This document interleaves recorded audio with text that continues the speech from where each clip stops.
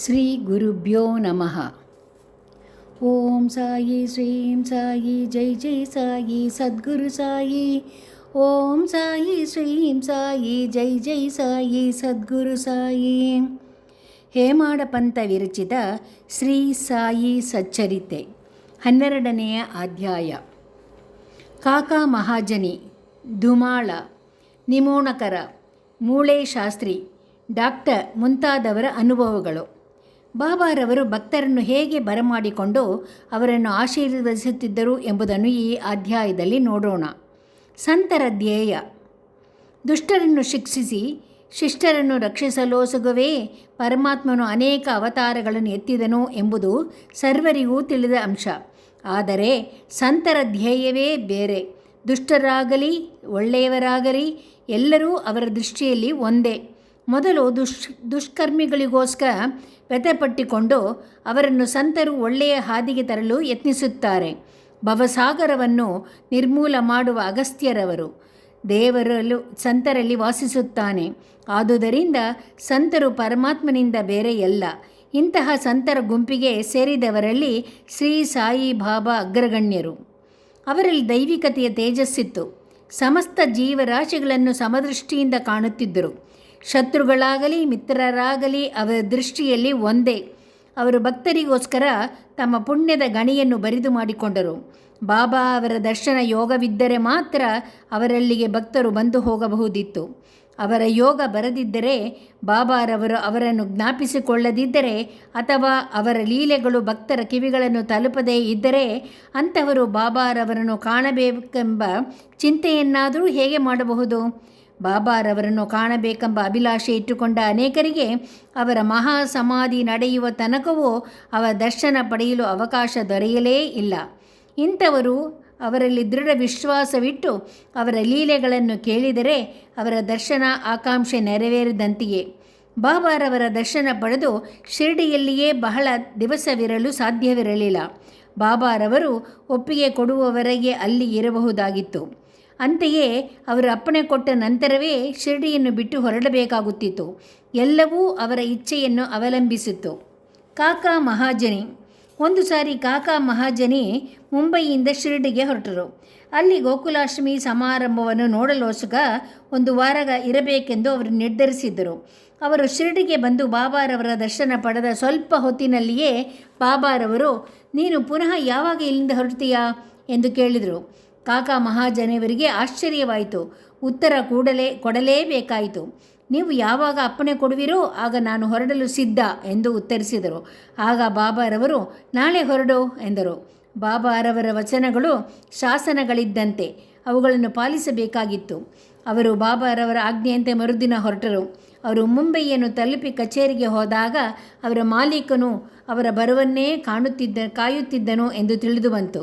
ಅಲ್ಲಿನ ಮ್ಯಾನೇಜರ್ಗೆ ಜ್ವರ ಬಂದಿದ್ದರಿಂದ ಕಾಕಾ ಮಹಾಜನಿಯವರ ಅಗತ್ಯವಿದ್ದಿತು. ಮಾಲೀಕನು ಈ ವಿಚಾರವಾಗಿ ಕಾಕಾರವರಿಗೆ ಬರೆದಿದ್ದನು. ಅದು ಮರುದಿನ ಮುಂಬಯಿಗೆ ಮರಳಿ ಬಂದಿತು. ಬಾಬು ಸಾಹೇಬ ಧುಮಾಳ. ಒಮ್ಮೆ ನಾಸಿಕದ ವಕೀಲರಾದ ಬಾಬು ಸಾಹೇಬ ಧುಮಾಳರು ಒಂದು ಮೊಕದ್ದಮೆಗಾಗಿ ನಿಘಾಡಕ್ಕೆ ಹೋಗುತ್ತಿದ್ದರು. ದಾರಿಯಲ್ಲಿ ಹಾಗೆಯೇ ಶಿರಡಿಗೆ ಬಂದು ಬಾಬಾರವರ ದರ್ಶನ ಪಡೆದು ಕೂಡಲೇ ಹೊರಡಲು ಸಿದ್ಧರಾದರು. ಬಾಬಾರವರು ಅಪ್ಪಣೆ ಕೊಡಲಿಲ್ಲ. ಶಿರಡಿಯಲ್ಲಿ ಒಂದು ವಾರ ತಂಗುವಂತೆ ಹೇಳಿದರು. ಅದೇ ಸಮಯದಲ್ಲಿ ನಿಘಾಡದ ನ್ಯಾಯಾಧೀಶರು ರೋಗಪೀಡಿತರಾಗಿ ಮಲಗಿದ್ದರಿಂದ ಮೊಕದ್ದಮೆಯನ್ನು ಒಂದು ವಾರ ಮುಂದೂಡಿದ್ದರು. ನಂತರ ಧುಮಾಳರಿಗೆ ಹೋಗಲು ಬಾಬಾ ಅನುಮತಿ ನೀಡಿದರು. ಆ ಮೊಕದ್ದಮೆ ಕೆಲವು ತಿಂಗಳು ಕಾಲ 3-4 ನ್ಯಾಯಾಧೀಶರಿಂದ ವಿಚಾರಿಸಲ್ಪಟ್ಟು ಧುಮಾಳ ಅವರು ಜಯಶೀಲರಾದರು. ಶ್ರೀಮತಿ ನಿಮೋಣಕರ. ನಿಮೋಣದ ವಾರಸುದಾರರು ಮತ್ತು ಗೌರವ ನ್ಯಾಯಾಧೀಶರೂ ಆದ ಶ್ರೀ ನಾನಾ ಸಾಹೇಬ ನಿಮೋಣಕರ ಅವರು ತಮ್ಮ ಪತ್ನಿಯೊಡನೆ ಶಿರಡಿಯಲ್ಲಿ ತಂಗಿದ್ದರು. ಇವರಿಬ್ಬರಿಗೂ ದಿನದ ಬಹುಕಾಲವನ್ನು ಬಾಬಾರವರ ಸೇವೆಗೆ ಮುಡಿಪಾಗಿಟ್ಟು ಮಸೀದಿಯಲ್ಲಿಯೇ ಇರುತ್ತಿದ್ದರು. ಇದ್ದಕ್ಕಿದ್ದಂತೆಯೇ ಬೇಲಾಪುರದಲ್ಲಿದ್ದ ಅವರ ಮಗನು ಹಾಸಿಗೆ ಹಿಡಿದು ಮಲಗಿದ್ದರಿಂದ ಶ್ರೀಮತಿಯವರು ಕೂಡಲೇ ಬೇಲಾಪುರಕ್ಕೆ ಹೋಗಿ ತಮ್ಮ ಮಗನನ್ನು ನೋಡಿ ಅಲ್ಲಿ ಕೆಲವು ಕಾಲವಿರಬೇಕೆಂದು ಮನಸ್ಸು ಮಾಡಿ ಹೊರಡಲು ಅನುವಾದರು. ಆದರೆ ಶ್ರೀಯುತ ನಿಮೋಣಕರ ಅವರು ಮಗನನ್ನು ನೋಡಿಕೊಂಡು ಮರುದಿನವೇ ಬರುವಂತೆ ಹೇಳಿದರು. ಶ್ರೀಮತಿಯವರಿಗೆ ಏನೂ ತೋಚದಾಯಿತು. ಆಗ ಬಾಬಾರವರು ಅವರ ಸಹಾಯಕ್ಕೆ ಬಂದರು. ಬಾಬಾರವರ ವಾಡಾದ ಸಮೀಪದಲ್ಲಿ ನಾನಾ ಸಾಹೇಬ ಮತ್ತು ಕೆಲವರೊಡನೆ ಕುಳಿತು ಕಲಿತು ಮಾತಾಡುತ್ತಿದ್ದರು. ಆಗ ಶ್ರೀಮತಿಯವರು ಬಂದು ಅವರ ಪಾದಗಳಿಗೆ ಎರಗಿ ಹೊರಡಲು ಅನುಮತಿ ಬೇಡಿದರು. ಬಾಬಾರವರು ಕೂಡಲೇ ತೀವ್ರ ಹೊರಡು, ಗಾಬರಿ ಪಡಬೇಡ, ಬೇಲಾಪುರದಲ್ಲಿ 4 ದಿನ ಇದ್ದು ನಿಂತು ಬಾ ಎಂದರು. ಬಾಬಾರವರ ಮಾತುಗಳು ಎಷ್ಟು ಸಮಯೋಚಿತ ಎಂಬುದನ್ನು ವಾಚಕರೇ ಊಹಿಸಬಹುದು. ನಾಸಿಕದ ಮೂಳೆ ಶಾಸ್ತ್ರಿ.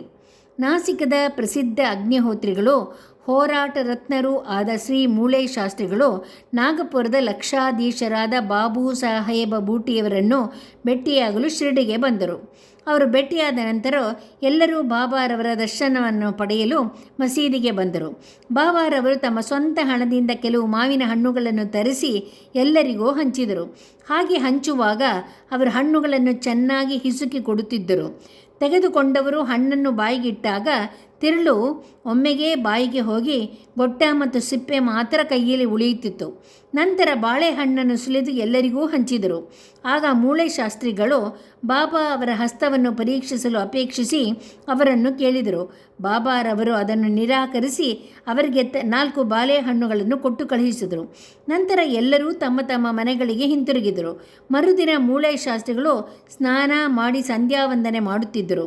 ಬಾಬಾರವರು ಎಂದಿನಂತೆ ಅಂದು ಲೇಂಡಿಯ ಕಡೆಗೆ ಹೋಗುತ್ತಿದ್ದಾಗ ಸಮೀಪದಲ್ಲಿ ಇದ್ದವರೊಬ್ಬರಿಗೆ, ನನಗೆ ಸ್ವಲ್ಪ ಗೇರು ತಂದುಕೊಡು, ನಾನು ಈ ದಿನ ಕಾವಿ ಬಟ್ಟೆ ಧರಿಸುವೆ ಎಂದರು.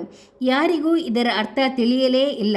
ಕೆಲವು ಕಾಲದ ನಂತರ ಬಾಬಾರವರು ಮಧ್ಯಾಹ್ನದ ಆರತಿ ಹೊತ್ತಿಗೆ ಮಸೀದಿಗೆ ಹಿಂತಿರುಗಿದರು. ಜೋಗ ಅವರು ಮೂಳೆ ಶಾಸ್ತ್ರಿಗಳನ್ನು ಆರತಿ ಹೊತ್ತಿಗೆ ಬರಲು ಸಾಧ್ಯವೇ ಎಂದು ಕೇಳಿದರು. ಮೂಳೆ ಶಾಸ್ತ್ರಿಗಳು ಮಧ್ಯಾಹ್ನದ ನಂತರ ಬರುವೆನೆಂದು ಹೇಳಿದರು. ಬಾಬಾ ಅವರು ಆಸನದಲ್ಲಿ ಕುಳಿತರು. ಆರತಿ ಸಮಾರಂಭ ಆರಂಭವಾಯಿತು.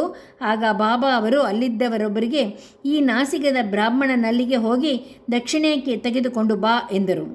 ಈ ವಿಷಯ ಅವರು ಮೂಳೆ ಶಾಸ್ತ್ರಿಗಳಿಗೆ ತಿಳಿಸಿದಾಗ ಅವರು ಗಾಬರಿಕೊಂಡು ತಮ್ಮ ಮನದಲ್ಲಿ, ನಾನು ಶುದ್ಧ ಅಗ್ನಿಹೋತ್ರ ಬ್ರಾಹ್ಮಣ, ನಾನೇಕೆ ದಕ್ಷಿಣೆ ಕೊಡಬೇಕು? ಬಾಬಾರವರು ದೊಡ್ಡ ಸಂತರಾಗಿರಬಹುದು, ಆದರೆ ನಾನು ಅವರ ಆಶ್ರಿತನಲ್ಲ ಎಂದು ಸಂಕೋಚಪಟ್ಟರು. ತಕ್ಷಣದಲ್ಲಿ ಬಾಪೂ ಸಾಹೇಬರಂಥ ಲಕ್ಷಾಧೀಶರೇ ದಕ್ಷಿಣೆ ಕೊಡಲು ನಿರಾಕರಿಸುವುದಿಲ್ಲ, ನಾನೇಕೆ ಹೀಗೆನ್ನಲಿ ಎಂದುಕೊಂಡು ಬಾಪೂ ಸಾಹೇಬರೊಂದಿಗೆ ಮಸೀದಿಗೆ ಹೊರಟರು. ಅಲ್ಲಿಗೆ ಬಂದ ನಂತರ ತಾವೇ ದೊಡ್ಡವರೆಂದು ಭಾವಿಸಿ ದೂರದಿಂದಲೇ ಬಾಬಾರವರೆಡೆಗೆ ಪುಷ್ಪಗಳನ್ನು ಅರ್ಪಿಸಿದರು. ಆ ಕ್ಷಣದಲ್ಲಿ ಅವರು ಕಂಡಿದ್ದುದೇನು? ಶ್ರೀ ಬಾಬಾ ಅವರನ್ನಲ್ಲ, ತಮ್ಮ ದಿವಂಗತ ಗುರುಗಳಾದ ಶ್ರೀ ಗೋಲಪನಾಥ ಅವರನ್ನು ಕಂಡರು. ಅವರಿಗೆ ಕನಸು ಕಾಣುತ್ತಿರುವೆನೆಂದು ಭಾಸವಾಯಿತು. ಕ್ಷಣಕಾಲ ದಿಗ್ಭ್ರಾಂತರಾದರು. ನಂತರ ಅನುಮಾನಗಳನ್ನೆಲ್ಲವೂ ದೂರ ತಳ್ಳಿ ಗುರುಗಳಲ್ಲಿಗೆ ಹೋಗಿ ಅವರ ಚರಣಾರವಿಂದಗಳಿಗೆ ಎರಗಿದರು. ಎಲ್ಲರೂ ಬಾಬಾರವರಿಗೆ ಆರತಿ ಮಾಡುತ್ತಿದ್ದರು. ಆದರೆ ಮೂಳೆ ಶಾಸ್ತ್ರಿಗಳು ತಮ್ಮ ಗುರುಗಳ ನಾಮ ಉಚ್ಚರಿಸುತ್ತಿದ್ದರು.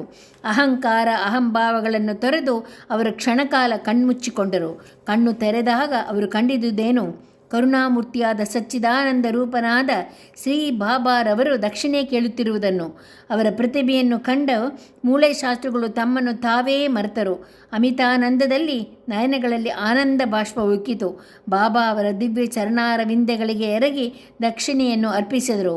ಆಗ ಅಲ್ಲಿ ನೆರೆದಿದ್ದವರೆಲ್ಲರಿಗೂ ಬಾಬಾರವರು, ನನಗೆ ಸ್ವಲ್ಪ ಗೇರು ತಂದುಕೊಡು, ಕಾವಿ ಬಟ್ಟೆ ತರಿಸುವೆ ಎಂದು ಹೇಳಿದ ಶಬ್ದಗಳ ಅರ್ಥವನ್ನು ಮನಗಂಡರು. ಡಾಕ್ಟರೊಬ್ಬರ ಕತೆ. ಒಂದು ದಿನ ಒಬ್ಬ ಮಾಮಲೆದಾರರ ಜೊತೆಗೆ ಒಬ್ಬ ಡಾಕ್ಟರು ಶಿರಡಿಗೆ ಬಂದರು. ಡಾಕ್ಟರು, ನಾನು ರಾಮಭಕ್ತ, ಮಹಮ್ಮದೀಯನಿಗೆ ನಮಸ್ಕಾರ ಮಾಡಲಾರೆ ಎಂದು ಮಾಮಲೆದಾರರಿಗೆ ತಿಳಿಸಿದರು. ಮಾಮಲೆದಾರರು, ಯಾರೂ ನಿಮ್ಮನ್ನು ನಮಸ್ಕಾರ ಮಾಡಲು ಬಲವಂತ ಮಾಡುವುದಿಲ್ಲ, ಬನ್ನಿ ಎಂದು ಸಂಗಡ ಕರೆದುಕೊಂಡು ಬಂದಿದ್ದರು. ಅದರಂತೆ ಅವರಿಬ್ಬರು ಬಾಬಾ ಅವರ ದರ್ಶನಕ್ಕೆಂದು ಮಸೀದಿಗೆ ಬಂದರು. ಡಾಕ್ಟರರು ಬಾಬಾರವರಿಗೆ ನಮಸ್ಕಾರ ಮಾಡಲು ಹೋಗುತ್ತಿರುವುದನ್ನು ಕಂಡು ಎಲ್ಲರಿಗೂ ಆಶ್ಚರ್ಯವಾಯಿತು. ನಂತರ, ನೀವು ಬಾಬಾರವರಿಗೆ ನಮಸ್ಕಾರ ಮಾಡುವುದಿಲ್ಲವೆಂದು ಸಂಕಲ್ಪವನ್ನು ಹೇಗೆ ಮುರಿದಿರಿ ಎಂದು ಕೇಳಿದ್ದಕ್ಕೆ ಅವರು, ನಾನು ನನ್ನ ದೇವರಾದ ಶ್ರೀರಾಮಚಂದ್ರ ಮೂರ್ತಿಯನ್ನೇ ಕಾಣುತ್ತಿದ್ದೇನೆ ಎಂದು ಹೇಳುತ್ತಿರುವಾಗಲೇ ಮತ್ತೆ ಬಾಬಾರವರ ರೂಪ ಗೋಚರವಾಯಿತು. ಅವರು ಅಚ್ಚರಿಗೊಂಡು, ಇದೇನು ಕನಸೆ? ಇವರು ಹೇಗೆ ಮಹಮ್ಮದೀಯರಾಗಿರಬೇಕು? ಇವರು ಯೋಗ ಸಂಪನ್ನರು, ಪರಮಾತ್ಮನ ಅವತಾರ ರೂಪಿಗಳು ಎಂದು ಹೇಳಿದರು. ಮರುದಿನ ಅವರು ಉಪವಾಸವಿರಲು ಪಣತೊಟ್ಟರು. ಆ ದಿನ ಬಾಬಾರವರು ಆಶೀರ್ವಾದಿಸುವ ತನಕ ಮಸೀದಿಗೆ ಹೋಗುವುದಿಲ್ಲವೆಂದು ಡಾಕ್ಟರು ಮನೆಯಲ್ಲಿ ಕುಳಿತಿದ್ದರು. ಹೀಗೆ 3 ದಿನಗಳು ಕಳೆದವು.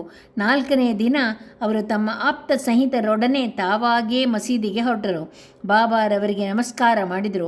ಆಗ ಬಾಬಾರವರು, ನಿನ್ನನ್ನು ಕರೆಯಲು ಯಾರಾದರೂ ಬಂದಿದ್ದರೇ ಎಂದು ಕೇಳಿದರು. ಇದನ್ನು ಕೇಳಿ ಡಾಕ್ಟರ ಮನಸ್ಸು ಕರಗಿತು.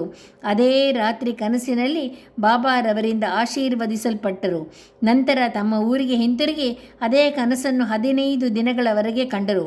ಈ ರೀತಿ ಅವರಿಗೆ ಬಾಬಾರವರಲ್ಲಿ ಭಕ್ತಿ ಮಿಗಿಲಾಯಿತು, ನೂರ್ಮಡಿಯಾಯಿತು. ನಮ್ಮ ಗುರುವಿನಲ್ಲಿ ನಮಗೆ ಅಚಲ ನಂಬಿಕೆ ಮತ್ತು ವಿಶ್ವಾಸಗಳು ಇರಬೇಕು ಎಂಬುದೇ ನೀತಿ.